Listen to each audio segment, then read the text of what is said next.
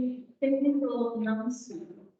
There's going to be another attendance fee. Apologies, it was a bit circulating like yesterday. Also, after the initial conclusion yesterday, we kindly asked you to use the microphones for all questions and comments and responses after the lecture. Even if you are confident that you speak loudly enough, the people who were connected through MS Teams were having following the discussion. So please, if you want to say something, we will be distributing the microphones.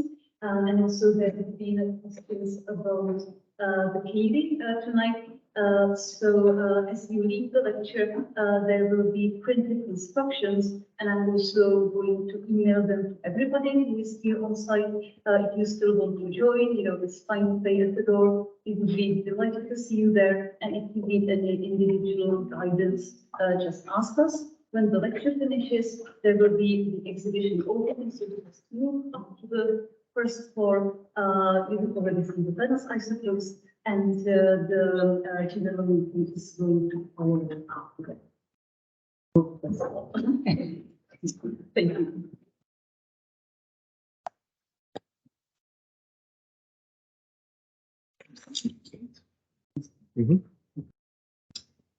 Okay, welcome everyone.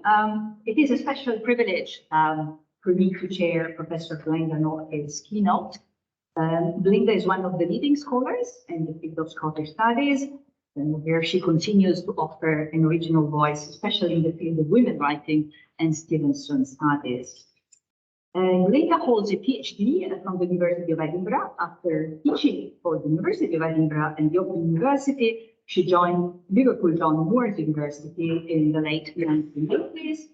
There she established and was first director of the Research Institute for Literature and Cultural History, and founding member of the first chair of their Women Professors Network. And today she is Professor Emerita of Scottish Literary Studies at the same university.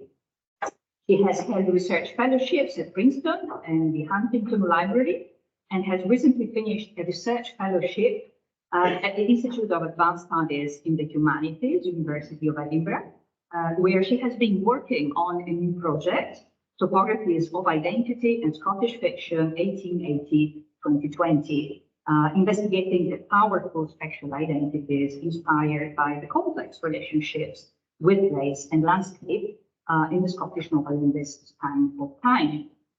She's a council member of the Association for Scottish Literature. And over the past 2 years, she has also been part of two important and exciting projects: the Scottish Revival Network, led by Edinburgh Naval University and the University of Stirling, and funded by the Royal Society of Edinburgh, and the Scottish Magazines Network, a research network funded by the AHSC in partnership with the National Library of Scotland and based at the Universities of Stirling and St Andrews. Her research and writings on Scottish women's writing have been pioneering.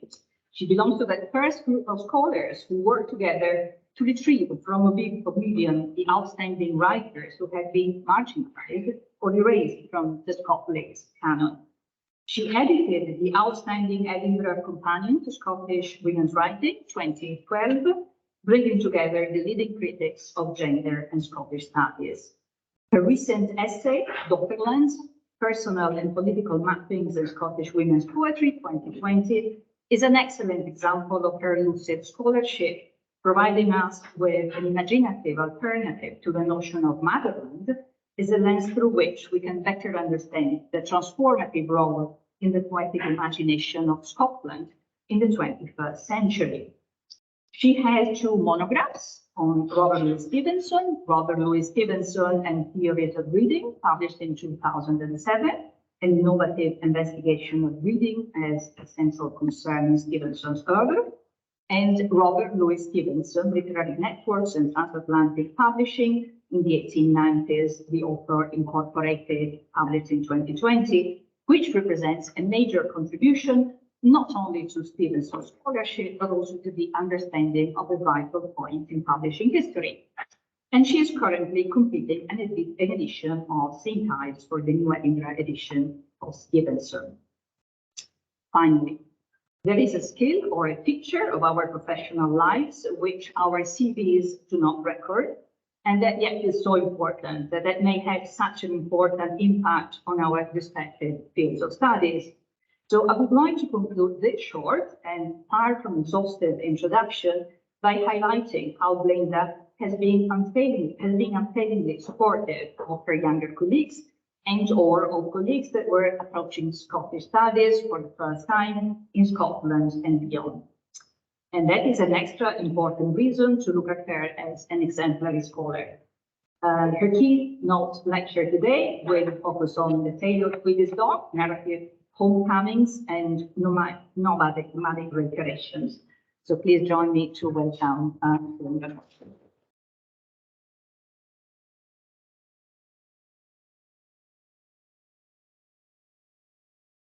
Thank you, Carla, for the kind introduction. I also want to thank Petra and Martin for welcoming me to Prague, my first time in Prague, and thanks to the ASL committee for inviting me to give this lecture. It's amazing and terrifying in almost equal measures to be here in person at this much awaited conference. Before I begin the lecture, though, I just want to share a thought. Tomorrow, in the very Muriel Spark setting of the Braid Hills Hotel in Edinburgh, there will be an event to celebrate the life of Aileen Christensen, who died in 2020. As many of you will know, Aileen played a key role over many years in editing the Carlisle letters. She was also an extremely significant advocate for the teaching of Scottish literature at Edinburgh as an undergraduate subject.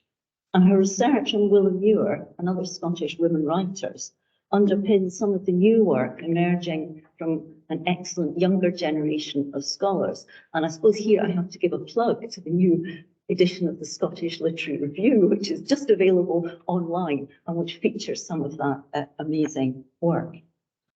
Aileen thoroughly enjoyed international conferences. She also thoroughly enjoyed cake.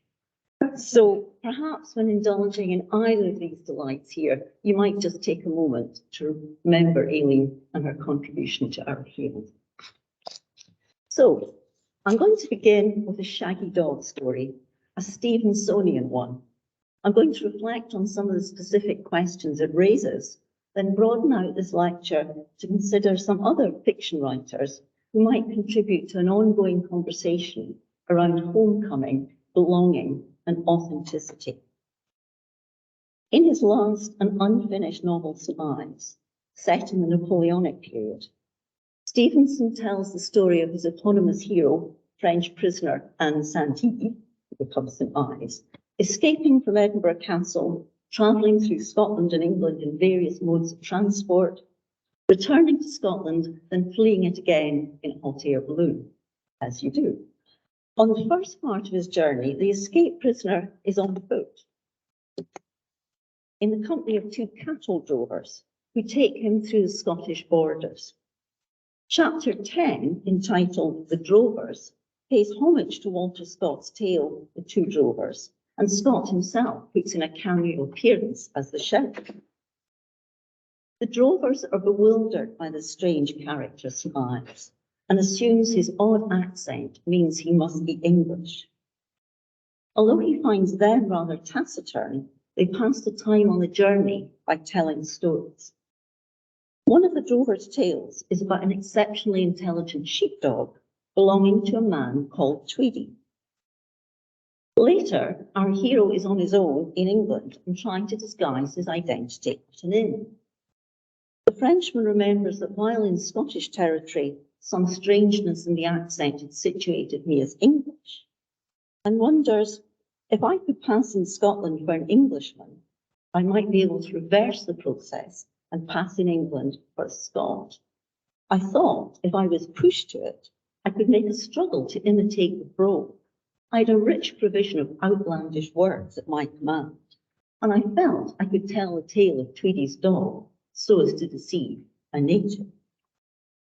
The tale of Tweedie's dog offers a means of passing, concealing his identity by assuming the guise of an authentic outsider in that suspicious and dangerous company. The drovers are particularly fond of dog stories. Not only the dogs of the present, we are told, but those of the past contributed to their quota. One such indeed is Tweedie's dog, belonging, the drovers claim, to a shepherd in Manor, a parish in Peelshire. St Ives adds, the story I have forgotten, I dare say it was dull, and I suspect it was not true, but indeed my travels with the drovers had rendered me indulgent, and perhaps even credulous in the matter of dog stories.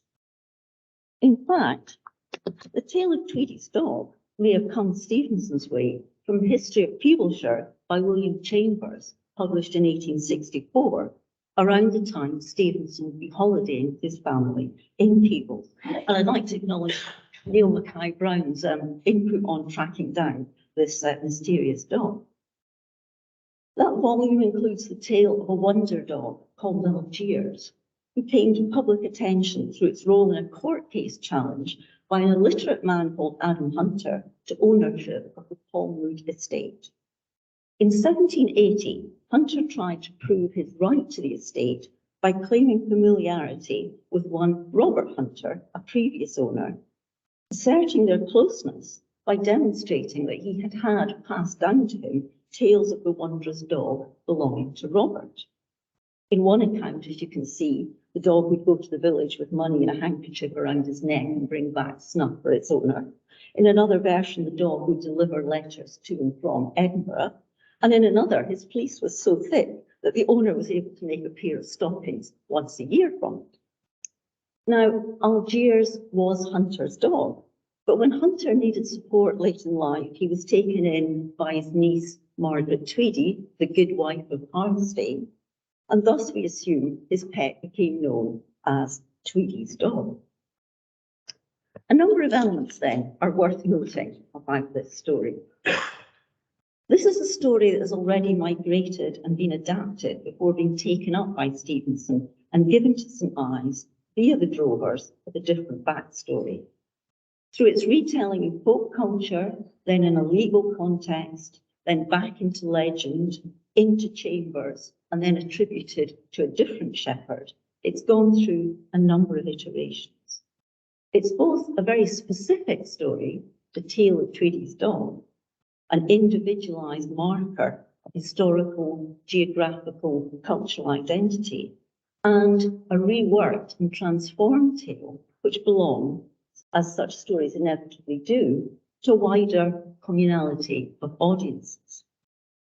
Importantly, I think, it's a tale that in the source is invoked in relation to a legal claim around land ownership, propinquity, familiarity with the family.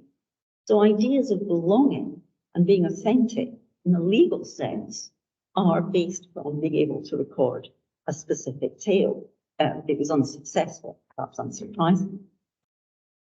In Stevenson's version, although to St Ives the story was dull and probably not true, being able to tell the story, as Adam Hunter does with Algiers, becomes a fake marker of being a real native. Of course, while this dog seems likely to be the fabled Algiers, it might also be the kind of dog Stevenson was familiar with through John Todd, the shepherd at Swanston, with whom he roamed the hills in his youth. Todd spoke in the richest dialect of Scots I have ever heard.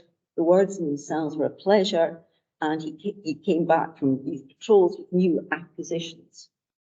Todd would also expand upon the subject of really good dogs he had known, and the one really good dog that he had himself possessed.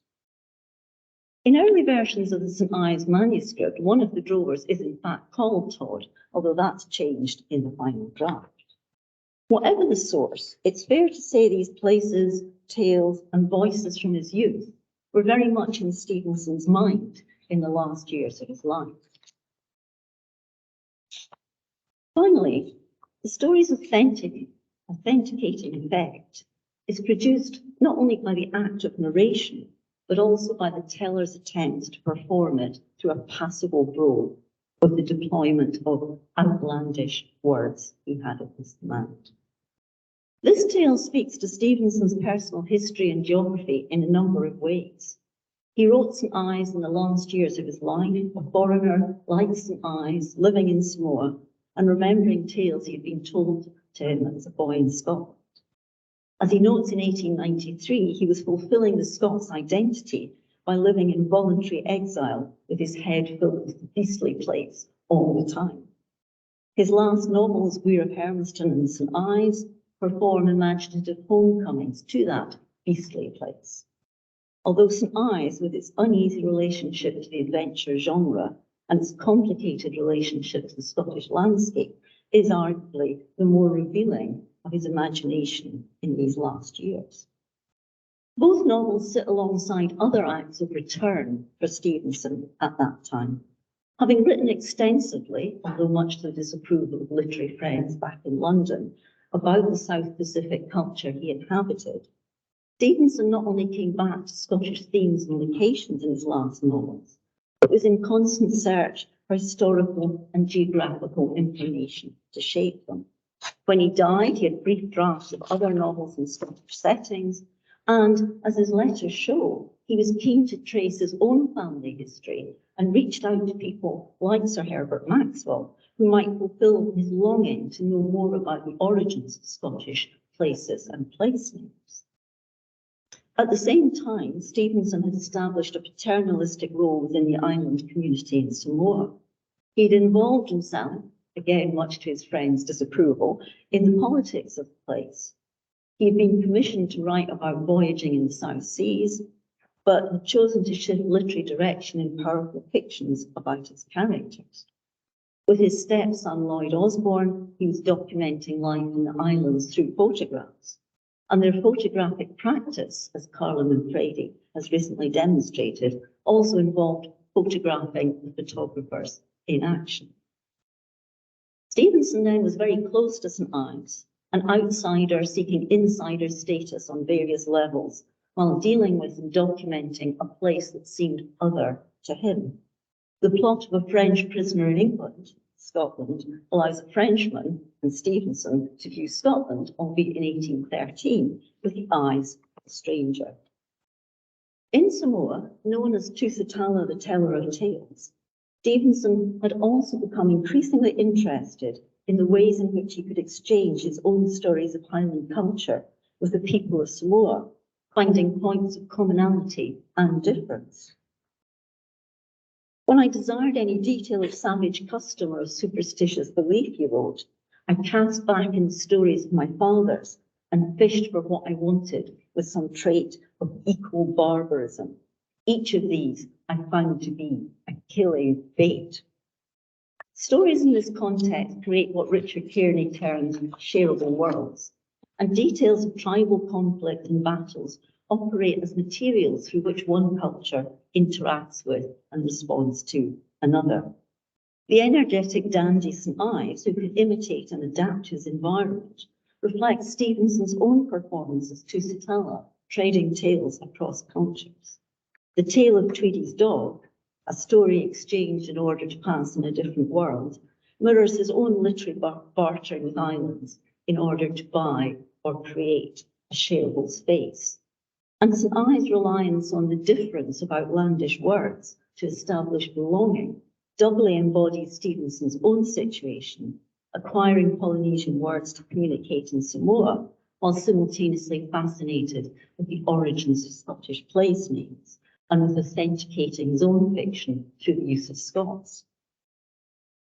The tale of Algiers the Wonder Dog might be used to claim a fixed identity, but also involves transactions across space. This is a dog on the move, delivering or buying materials. St. Ives is also a hero in constant movement, trading tales. Stevenson's identity and his mobility likewise rely on exchanging stories. The giving and receiving of tales buys both teller and audience shared social and cultural spaces. But these stories that seem intrinsic to one culture or another are themselves, like the tale of Tweedie's dog, always on the move, crossing borders, shifting across space and time, shaped a little differently as they migrate.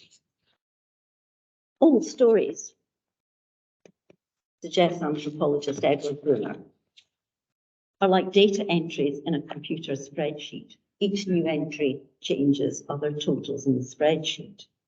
We can recover the words in the story, but never the same context.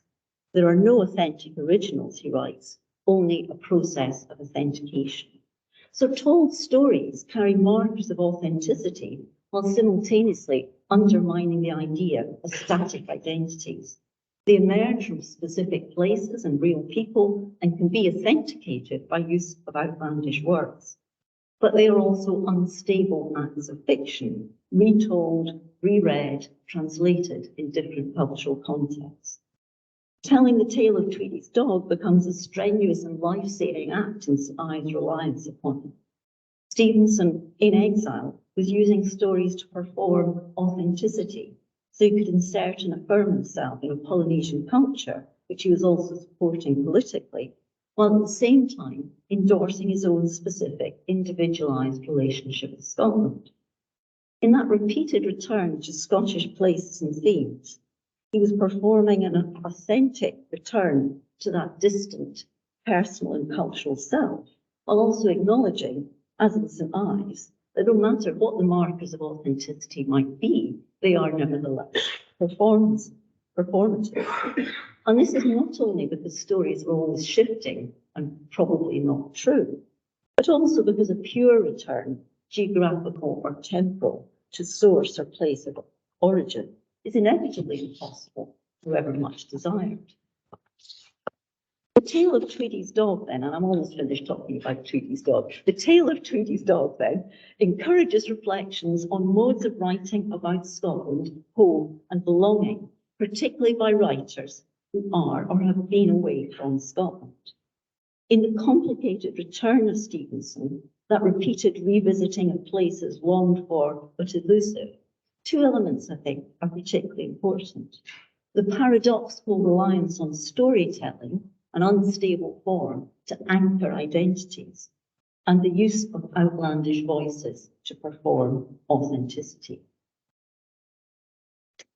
So, in his investigation of the Scottish homecoming phenomenon, anthropologist Paul Basu identifies two competing ways of understanding notions of home, which he loosely labels the modern and postmodern.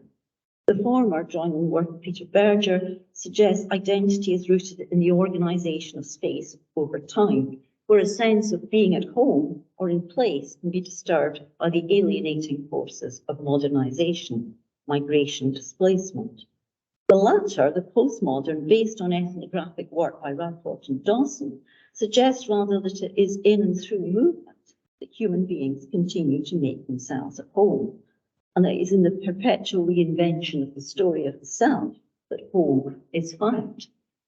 Basu challenges this binary, the modern notion of home versus movement, and the more postmodern idea of home as movement. In his study of questing for home as embodied in material return, actual homecoming practices, he tries to find an alternative to these binary models by drawing on Kirby's point that the stories we tell ourselves are determined not only by how other people narrate us, but also by our language and the genres of storytelling inherited from our traditions. Indeed, much of our self-narration is a matter of becoming conscious of the narratives that we already live with and in. For this reason, he argues, Rapport and Dawson perhaps, quote, overestimate the inventiveness of the individual or underestimate the resilience of the cultural story against such migrations of identity. The idea of a tension between the resilience of the cultural story and migratory narrated identities seems helpful in thinking about the dynamics I've identified in Stevenson. The articulation of a longed-for return, evidenced in repeated revisiting and anchoring tales, and the use of outlandish words to give a sense of place, set against a potentially postmodern recognition of home as a product of narration and inhering in movement.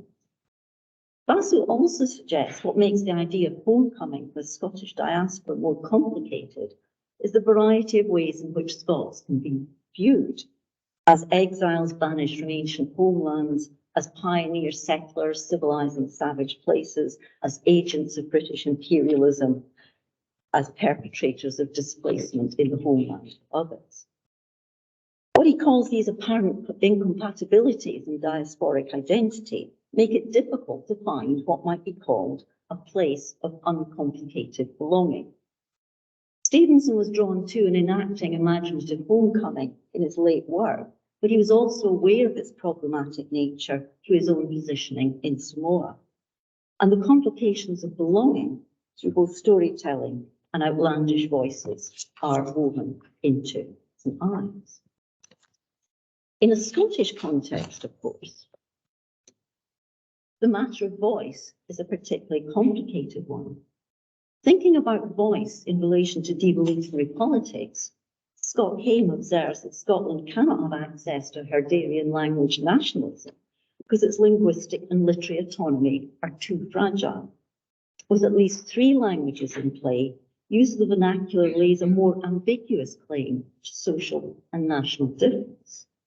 In the 1990s, he argues vernacular writing is invested with heightened and autonomous power of indexing an imperishable communal ethos at the very moment in which the condition of Scottish nationality was increasingly figured as a personal and provisional choice and disconnected from questions of origin and ethnicity.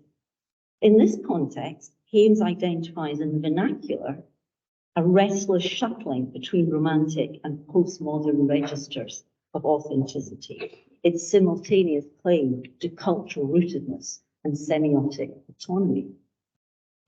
I want therefore to draw on these 2 rather enticing images of push and pull from Basu, the resilience of the cultural story against migrations of identity, and Haynes's idea of the vernacular shuttling between romantic and postmodern figures of authenticity, to think further about articulations of home and belonging in other diasporic writing.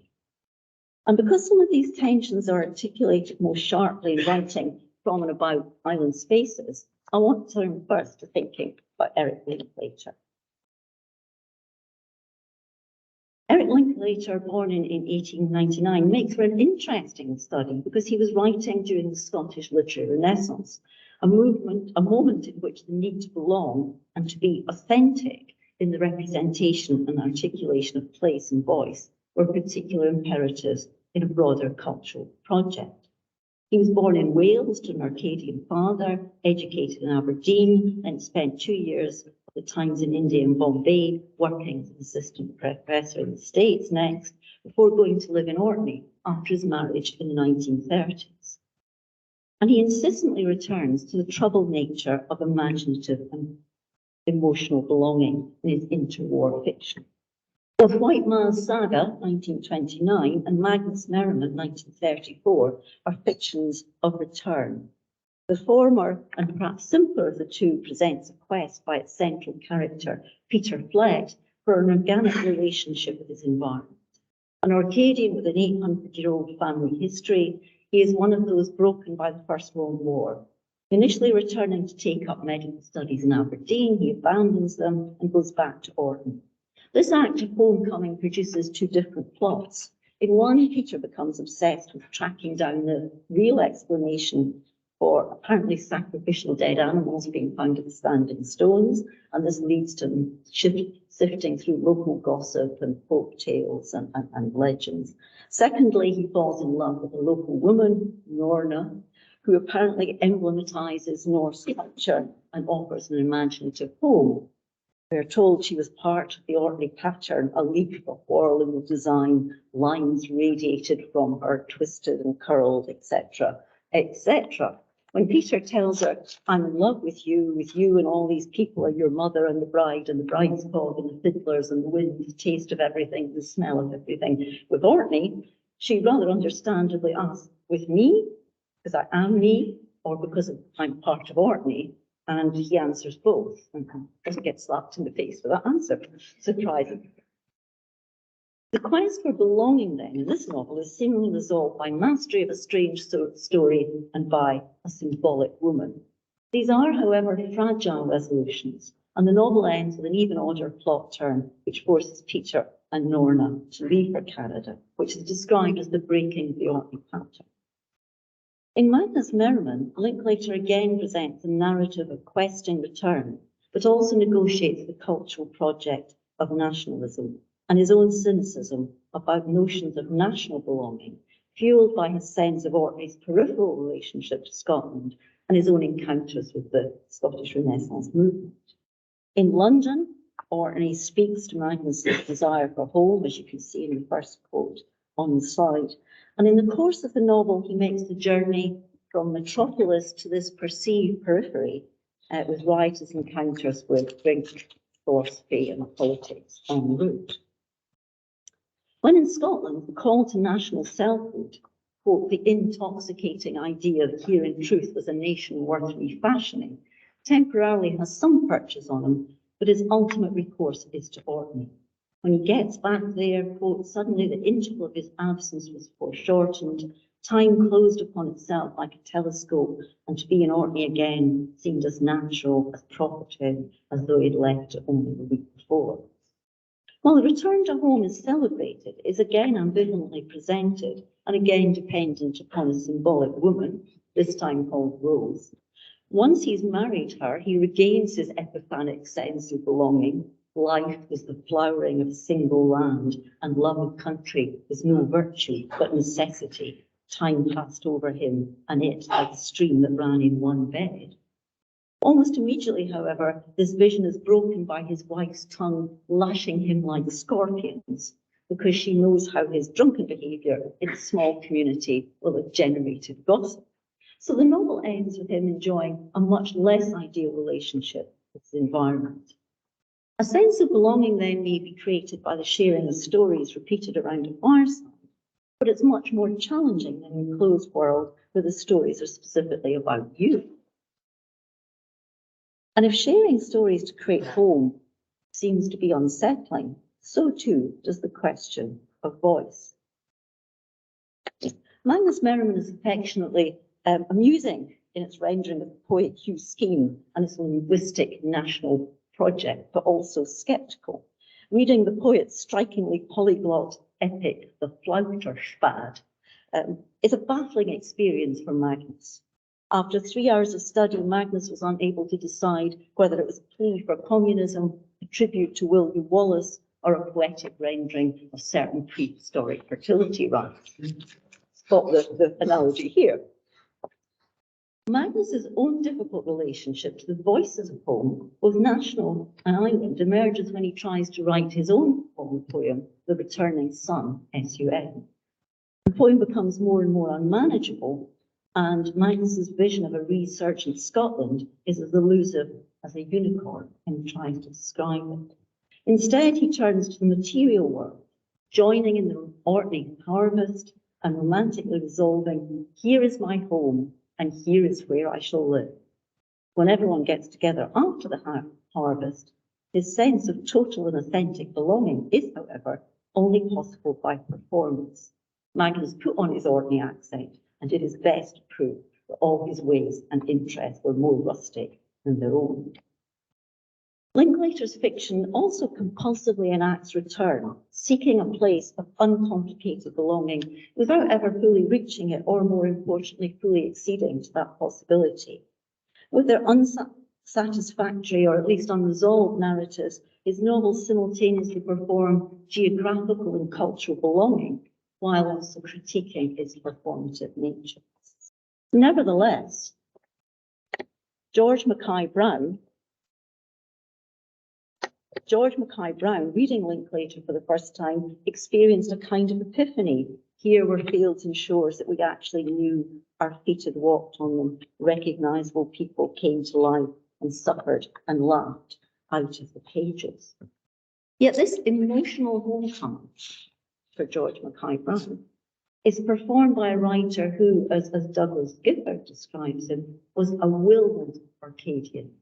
Although Linklater encouraged the idea that he was the essential Orkneyman, he'd only ever been to Orkney on holiday until his marriage in 1934. Simon Hall identifies Linklater's overwhelming desire to be considered Orcadian as a starting point from which to understand his work. But Hall is one of a number of critics who complain that the central characters, while bonding with Orkney identities, never articulate, unless they're like Magnus for a moment, never articulate his identities in Orcadian voices, the thinking voice is an English one.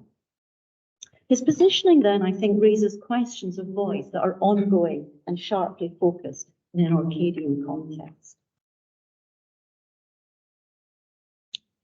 In 2018, Duncan MacLean edited and published from Orkney a collection of writings, Tarango Way Way Boy, which brought together writers responding to its subtitle, Thinking of Home in Orkney and New Zealand.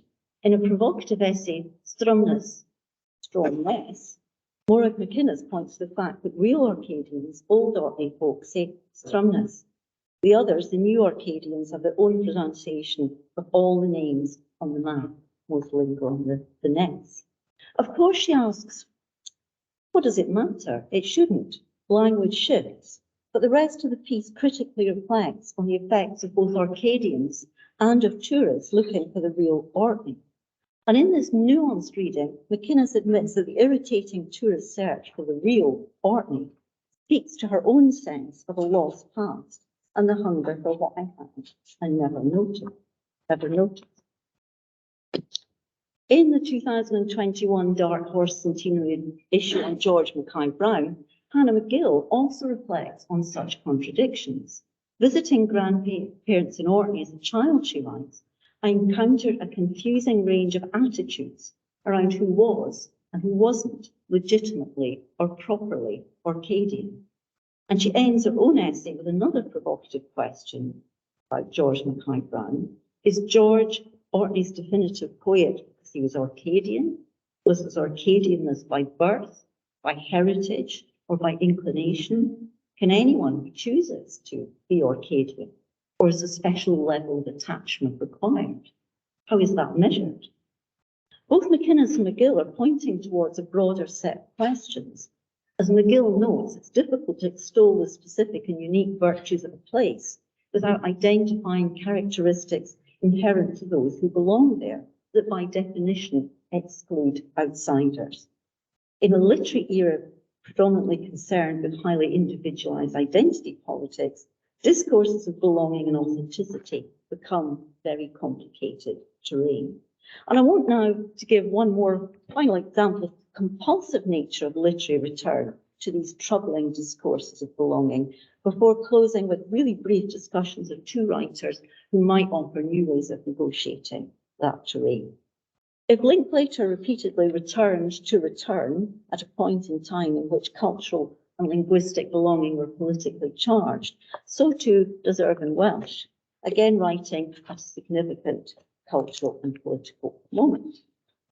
Welsh was born in Leith, but has lived for significant periods of his life in Amsterdam, Dublin, and Miami. His Twitter profile has his location as generic.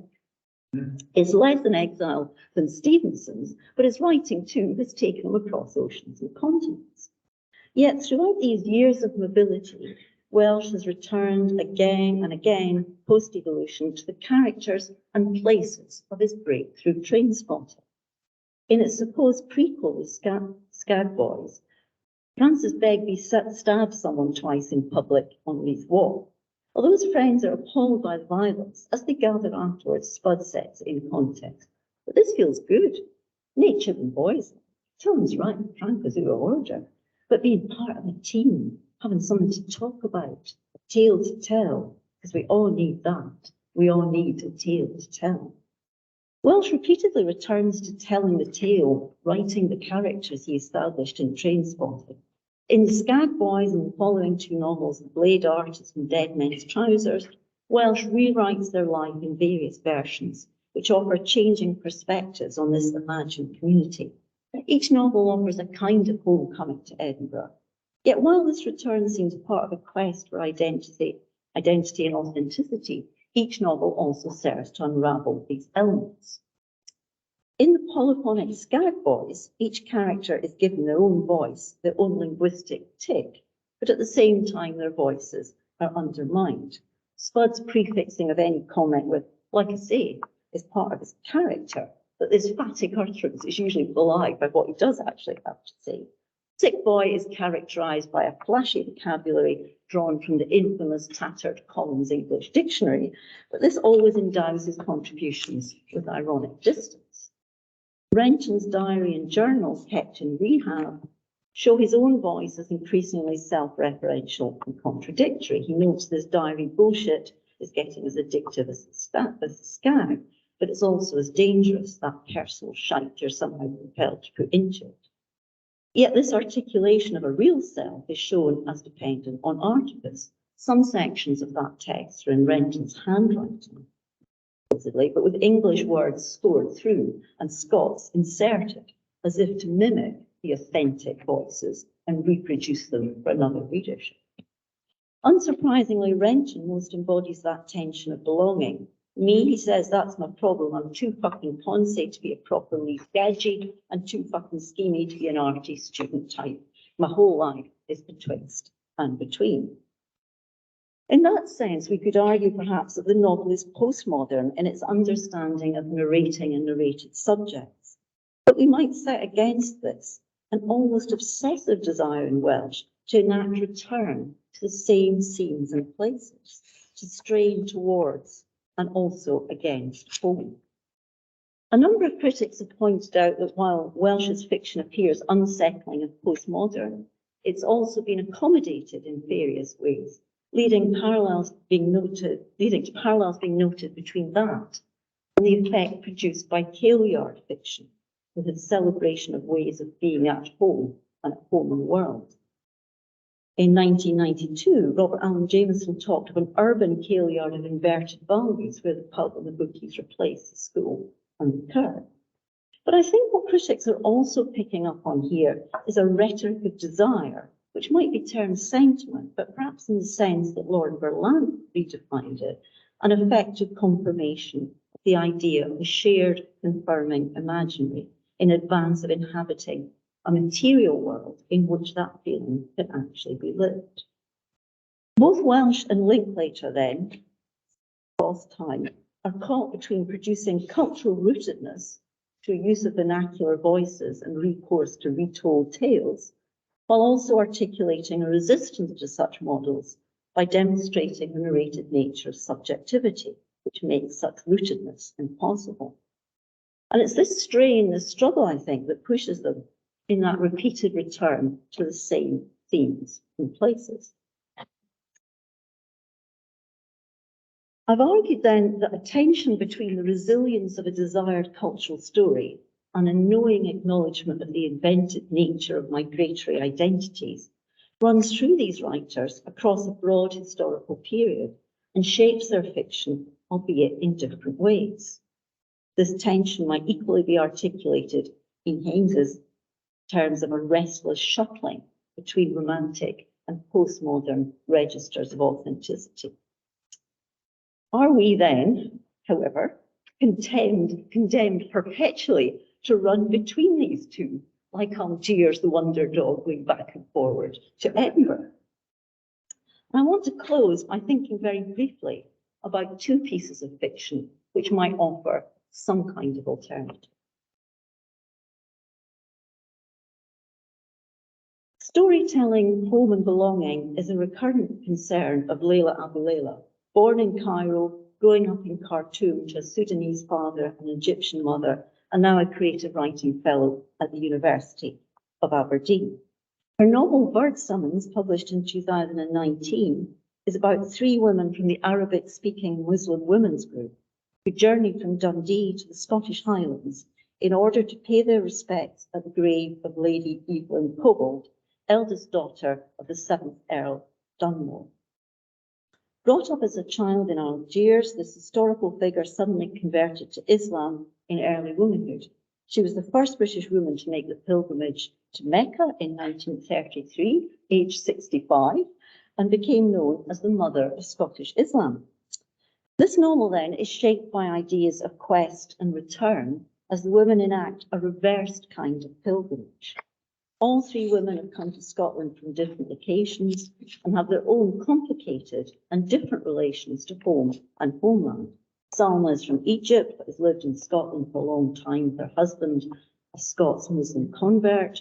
Moni's husband is pushing her to go back to Saudi Arabia with him, and Imam from Syria is dramatically divorced at the start of the novel. They are integrated into Scotland, but also at a distance from it, as is evident in their various relationships to the language and culture. Salma, we're told, still spoke with an accent. Iman's English was poor. Moni spoke well, but couldn't be bothered. Words like ferry and stocking season are unfamiliar to them. But although the novel begins with a directed material and spiritual quest, it moves increasingly towards fantasy and magical realism in its form. There are tales within tales, stories from the Arab world, and those that have been culled from Aberdeenshire folk tales. Holding the narrative together is the figure of a bird, the hoopoe, who tells stories with various kinds of symbolic interpretations to Imam throughout. The only species of bird mentioned in the Quran, the hoopoe is also the centre of the Conference of Birds by 12th century Persian poet Tar. As with Tweedie's dog, this text circles around an apparently anchoring real story of Lady Evelyn, but reworks ideas of inventiveness and rootedness. It reshapes the concept of return by weaving together a range of cultural reference and possibilities in increasingly fantastical scenarios. The shift in form away from realism is paralleled by the hoopoe's refusal to give advice, but instead to continue telling stories and stories within stories. As the bird warns Iman when they arrive at their Highland cottage, this is not a destination, but a stage. By the novel's conclusion, Salma says to the grave, she speaks to the grave of Lady Evelyn, "Your state is my future. The end of the quest is not a homecoming, but a death." So her final insight, in a way, is a disappointing one. The future was not meant to be seen.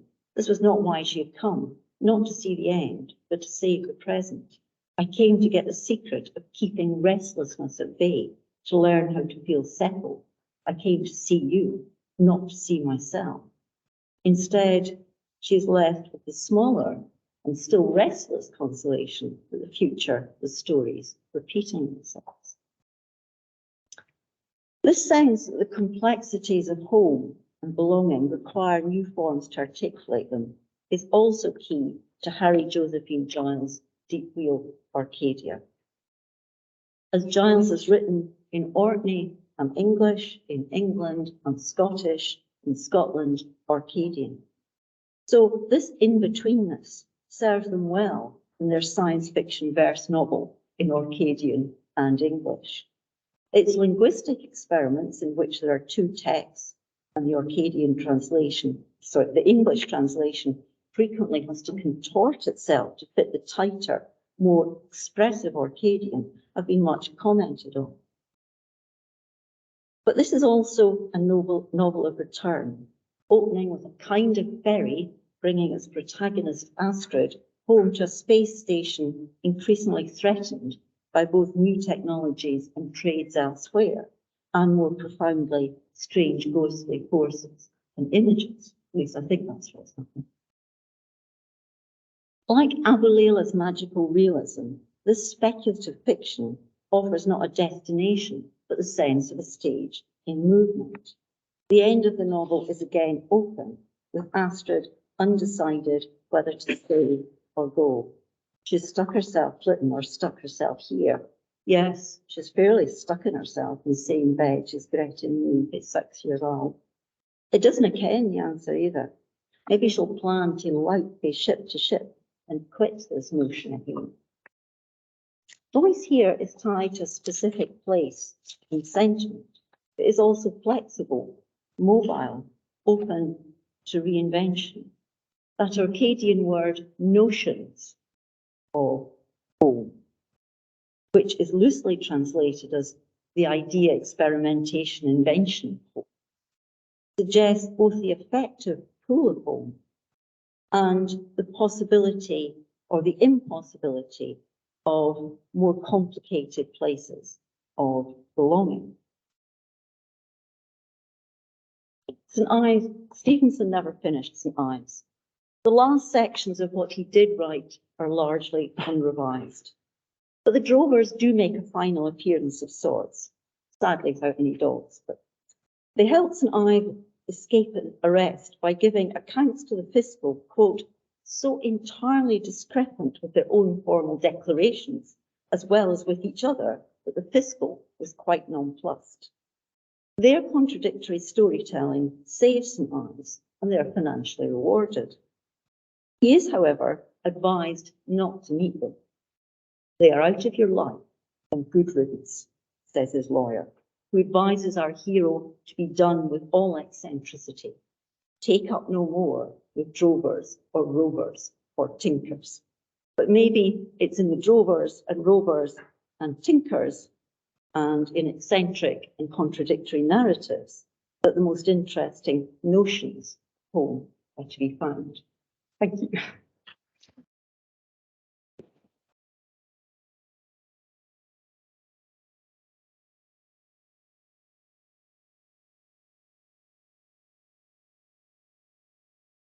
Thank you, Glenda, for that splendid, thoughtful, enlightening journey through notions of belonging, home, authenticity, through such a broad range of either examples. I'm sure that there are many questions, so I'll open the floor.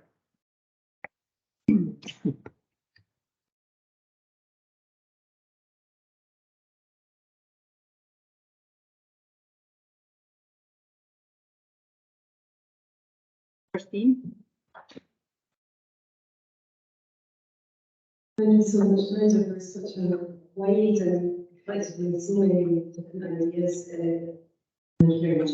I wanted to, I'd like to comment toward the end about care yard and about sense of home and sense of belonging in a world of exile and care yard. And I knew you were to focus on that as well. But could you say something more about how that it acts as a bit of a precursor to fiction and how focused on in this paper? No, I mean, I think that's really interesting. And I was quite cautious about using the word Kailyard. It was something that Robert Crawford writes about Berwyn Welsh, and Ian Hamilton Finlay celebrates his work as Kailyard. And I think they are both using it at that point in time as critical terms. It's not a positive thing to say, it's Kailyard. But of course, I think we've moved on from how we understand Kailyard, and Juliet Shield's work, I think, has been really important in that. And I think what I was pointing towards really was the production of sentiment, and sentiment as a kind of placeholder of home. And I think Kailyard, in a way, offers less complicated ideas of home. But I think what it does recognise is that affective pull. I think that's what I'm really interested, that kind of affective pull that these writers who seem, postmodern or sceptical about notions of home and belonging are nevertheless trying to negotiate in their fiction. Does that?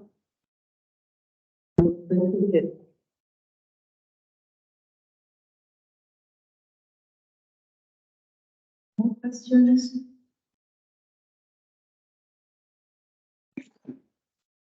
Leslie? Okay.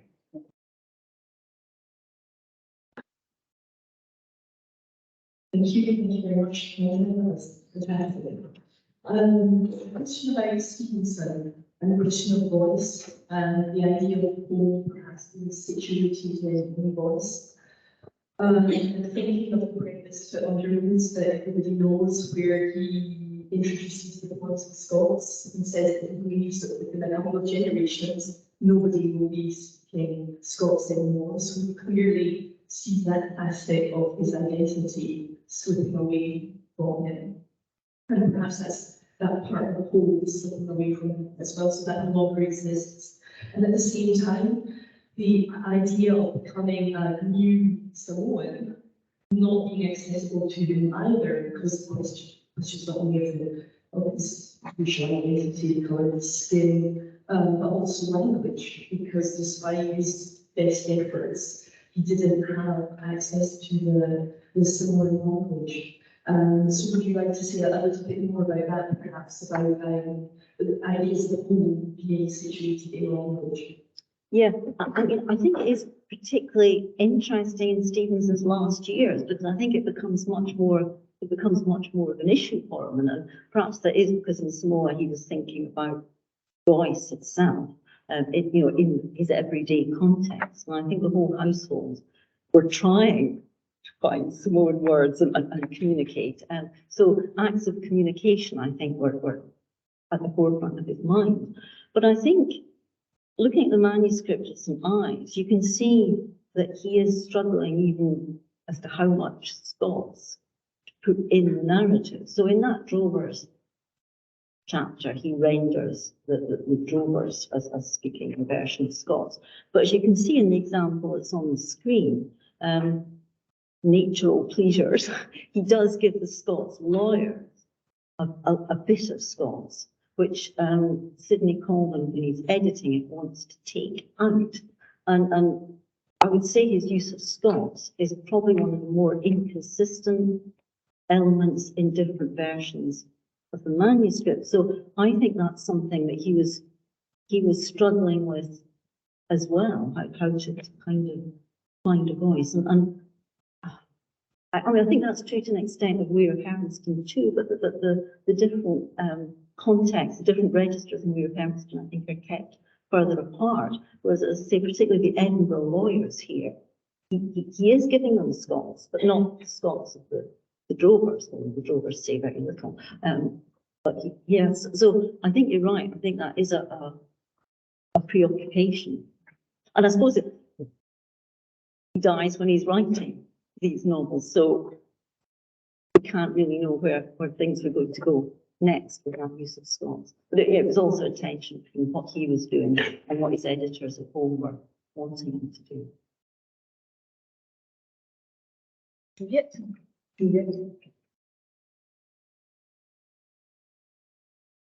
Thank you for that, the Prof. And I started to fixate on dogs and thinking about Scottish dogs, which is obviously silly thing to think about because having a dog in Scotland for not Scottish. But then I started to wonder, is that kind of what work dogs are doing? I was thinking of the dog in Violet Jacobs Wellington, who has the kind of uncomplicated love and loyalty to his strange master that none of the other characters can have, and Tweedie's dog being so kind of clever and devoted to his master, and then started thinking about the entire dog, kind of what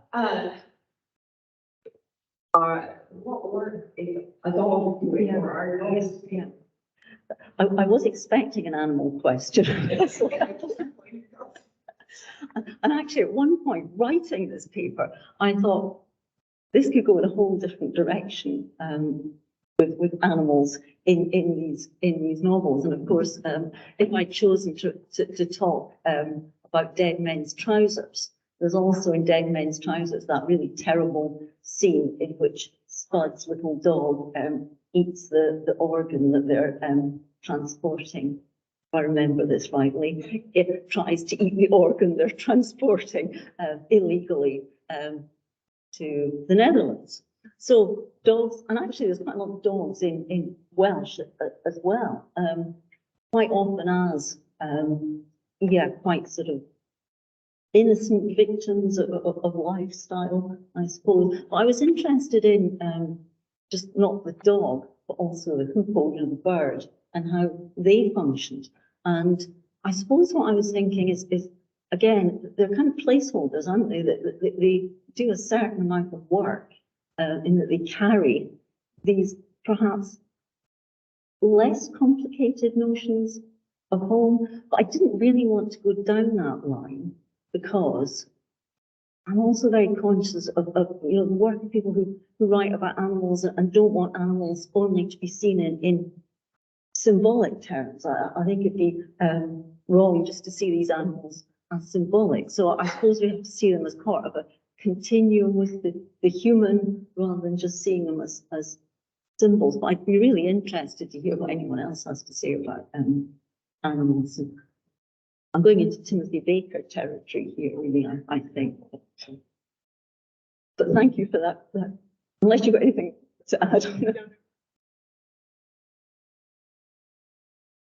Questions? There.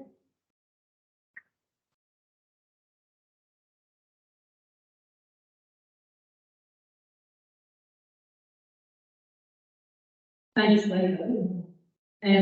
That was really helpful, I think, because I've been struggling for a while to consolidate local, regional, national, transnational identities, which I happen all the time, and I quite mostly between one another. I was struck by how many of your writers came from peripheries or chose to come home in a way to a periphery. And I'm wondering if now you're maybe there's obviously there's a dislocation between periphery and mainland, but do you see now a reevaluation of literature which is informed by the peripheries or is about peripheral locations, not just in Scotland, but kind of more globally? Is there kind of that kind of reevaluation coming now? Yeah, I think that's a good point, and I would say absolutely, absolutely. I think the Orkney examples are particularly interesting, and I know I've been sort of, and usually I don't like ranging broadly across centuries, but I think something different is perhaps happening with, say, the Orkney examples and that kind of engagement. Now, of course, if I were to describe that as a periphery, I would be brought up by people who live in Orkney and say, actually, Orkney is not a periphery, but it's the centre. And I think everyone now is much more cautious about using words like remote, because what is remote? If it's where you live, if it's where you live, that is the centre. But I think there's a whole clutch of poetry, actually. There's that collection, Orkney Voices, that's come out very recently. And there's 3 volumes of Orkney poetry and fiction edited by Duncan MacLean, which are absolutely, I think, trying to reverse that idea of Orkney as peripheral and making it central and making its voices central. I suppose what I'm nagging away at, and I haven't got an answer, what I'm nagging away at is that point that I think Hannah McGill makes really well, which is once you start celebrating Orkney voices, are you celebrating real Orkney voices? What are your parameters for that idea of identity and belonging? And I didn't really want to go here, but if you think of the whole furore that there's been recently about the Scottish Crime Fiction Award, I don't know if people have been following this, and there was and I think that was twofold. So there were questions about the people who made it onto that shortlist, because they were all white, and most of them had been on that shortlist before. So that was one set of questions. But the other set of questions that were raised, I think, in relation to that award was the parameters of the prize and what your relationship to Scotland had to be categorised under Scottish crime fiction. And I think that is a really difficult issue, isn't it? And I think, it's wonderful that these Orkney voices are finding a platform and perhaps just moving us away from centre periphery models, which is what you would want, really, isn't it? I think. But I think as both Hannah McGill and Maura McInnes, and I think they're short pieces, but just really thoughtful. I think what they're nagging away at is, what do you need to do to have a real Arcadian voice? And if you have I read a bit from Deep Pool Arcadia very badly, although my father is Arcadian. So, what my Orkney relatives would say, oh, you didn't have the right Orkney voice there. So it's tricky, isn't it? And again, this is perhaps or maybe there's more questions. I'll stop in case there's another question, because I think that also takes us in a different direction, which I may come back to if there's not another question. Thank you very much for raising the point. I just wanted to ask if you could comment in relation to Anne Muir's point about questions about George's identity, about his Gaelic identity, because he writes in his memoir about his mother, about his Gaelic heritage and how he felt it influenced his use of English, and I just wonder if you can say about that. Yeah, that's a really good point. And I think, you know, when Scott Hayes talks about there's at least 3 languages in Scotland we need to think about, and I think that's an important point. That Hannah McGill essay is interesting because she talks about the different perceptions of George in Orkney as well, and where he's seen as fitting in. And you know, I think in his own writing, you know, he's part of Orkney, but of course Gaelic is not part of Orkney linguistically. So, you know, I think it's an interesting complication, isn't it? It's an interesting complication. And I suppose what you're saying really is to write in English doesn't mean you're not writing, you know, voice that is also working with different rhythms and patterns from standard English. Yeah, thank you. Any questions? Over there, Monica.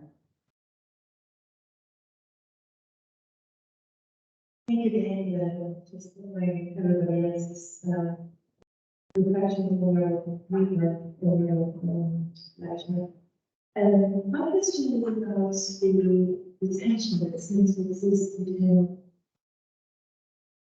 the text you were discussing as ways of pulling away the centrifugal forces, if you like, of text that's questioning, interrogate, or forming what belonging is, what authenticity is.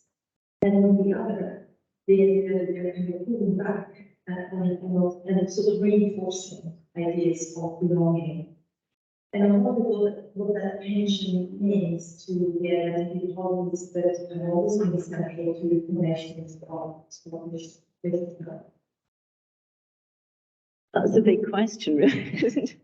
I think that is the central question. And again, in that Hannah McGill essay, it is very short, but very good. She does talk about Nicola Sturgeon's celebration of, you know, plural Scottish identities, and this, you know, what she, you know, she talks about, you know, an identity politics which is open, you know, open to everyone and can be chosen, but at the same time, it's dependent upon embodying a very fixed, you know, sense of a national self, and I think that, I think politically that is tension, and I think those who perhaps, you know, would challenge, you know, the SNP agenda of that kind might be drawn to thinking more about the kinds of tensions that are the contradictions, I suppose, that might be available in that position. Yeah. So we need to talk more about this.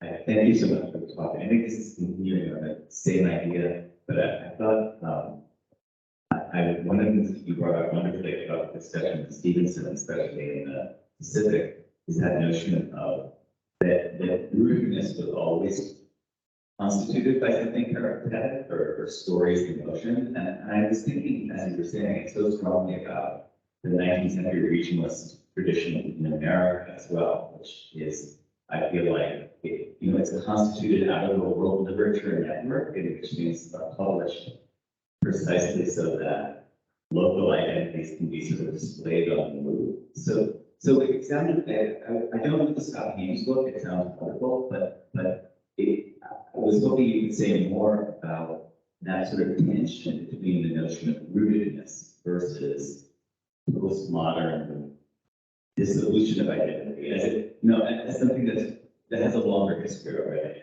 as the kind of aboriginal parentheticness of local land. Yeah, that's a really interesting question, and I think the North American context at that point in time is really interesting for Stevenson as well. He's being published by Scribner's. He was in constant conversation with Scribner's about what would sell and what wouldn't sell, and actually, I think you could argue that say when Weir Hermiston it is published, it sort of in serial form, it buys into a particular version of Scottishness, which I think speaks to that North American regional tradition. I think I would make a case for Stevenson being postmodern in some of his levels of consciousness, and I think he's postmodern in his levels of consciousness because he is always on the move. He was just always on the move. But that doesn't mean that a longing for fixity and home isn't woven through his writing at the same time. I'll need to think more about this. Yeah, when I was working on St. Ives, I was looking at some of those American regional traditions of writing, because that was the context, I think, in which he was being published. And he was being published as much by that stage in America as he was in the UK. Yeah. Thank you.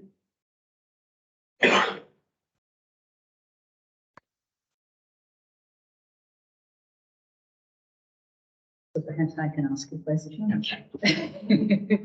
That was a very interesting lecture. I was especially interested in your bringing in Leila, as I think she introduces, how can I say, a note of the difference in the discourse on Scottish nation and this conflation between nation and home, which is interesting, is also a little bit problematic, as these are two different terms that have intersections, but they're also useful in their being separate. Now, identity for Lila Varela is obviously also, like all human beings, about place and about language, but perhaps it's especially about faith. That is a very sensitive issue. So I wonder, I don't love where someone says, one of my favorite books by her, she successfully problematizes these somehow fixed parameters of modern contemporary Scottish literature, where home and information. I don't have, my question was.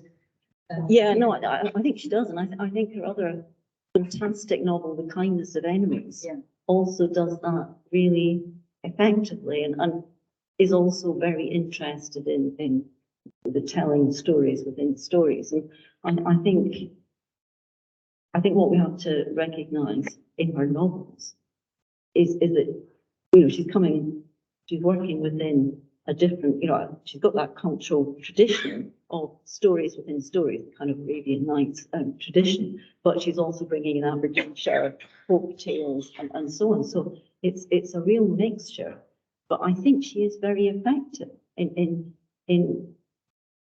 challenging these fixed narratives. And the novel is quite extraordinary, isn't it? Because, I haven't really given you a full sense of how magically realist it is, but it really changes towards the end. You think you're reading just a quest narrative, and then it turns into something else. I suppose the other issue, question for myself,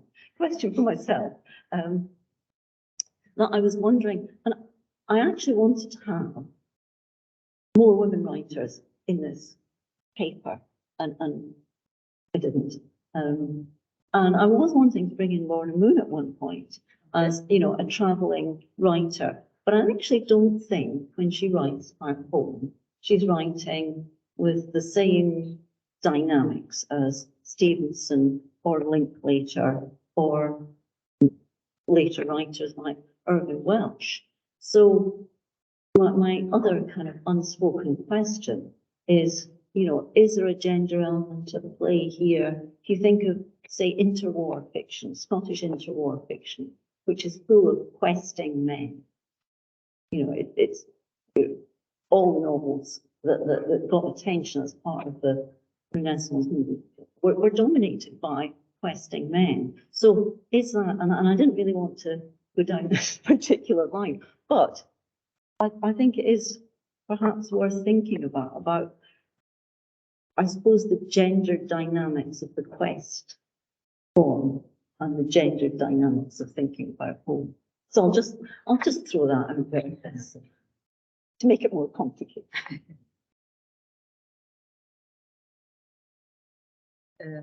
Anna. Thank you so much for that video. It's so interesting and it's got me thinking about those different things. And my question is a bit out there, I think. And it's also coming from a personal case because for my life, I live in different countries and people. And when we're talking about people like Stevenson who moved and have moved, and that kind of yearning for movement, but that yearning for home, what I've noticed with people that I live with is that there's kind of a yearning for a future home. It's not almost a yearning back to where they're from, but kind of almost a desperation to get home, but only the country they haven't moved yet, the city they haven't moved yet, or anything they haven't found yet. And that's just wondering if you see that kind of yearning maybe the way I read the text.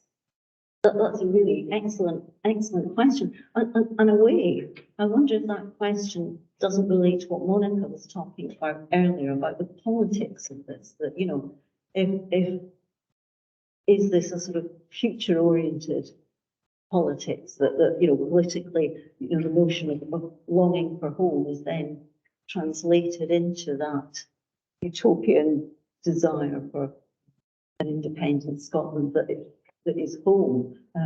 So I think that's a really interesting line. It's a really productive way of thinking about the sentiments that home produces. And of course, I think perhaps even for people who are always at home, are they ever at home?